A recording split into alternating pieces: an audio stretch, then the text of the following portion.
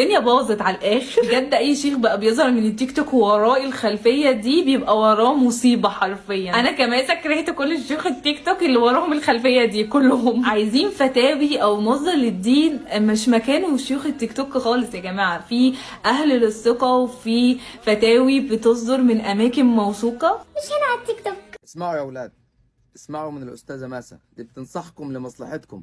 وانت يا شيخ التوك توك روحوا شوفوا لكم اي مصلحه بعيد عن هنا، ده مش مكانكم. لان هي بتكره الخلفيه دي، واي واحد بيبقى وراه الخلفيه دي بيبقى وراه مصيبه صحيح. والعلم ما بيتاخدش من التيك توك، امال بيتاخد منين؟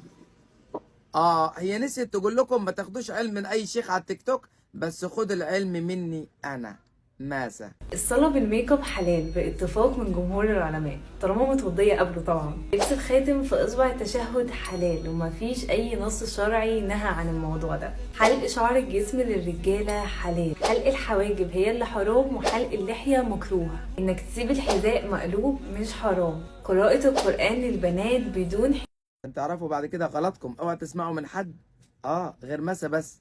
اصل هي اللي بتعرف تفهم ومثقفه ومتعلمه، لكن شيوخ التوك توك دول ورا كل واحد فيهم مصيبه. اسمعوا مني انا، اللي اقول حلال واللي اقول حرام. الله قول لنا يا ماسا، ايه رايك في الموسيقى؟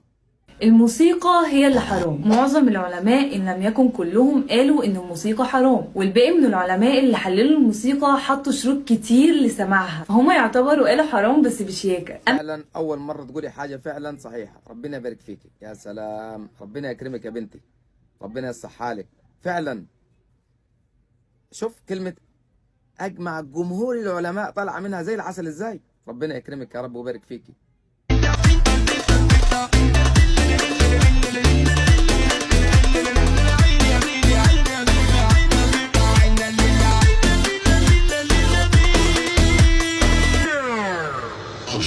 كنت فاكر ان احنا قصادهم حاجه باينه. في يا عم، مش انت لسه بتقولي اجمع جمهور العلماء وحرام ومش عارف ايه ولا ايه؟ ولا انت مش عاوزاهم ياخدوا من شيوخ التيك توك عشان شيوخ التيك توك مش هيعرفوا ينشروا لهم موسيقى ويظبطوهم كده والدنيا تبقى حلوه ورايقه؟ ولا ايه؟ مش عاجبينك شيوخ التيك توك صحيح؟ خدوا العلم من ماسة يا جماعه، عشان احنا وحشين واحنا مش اهل لاي حاجه.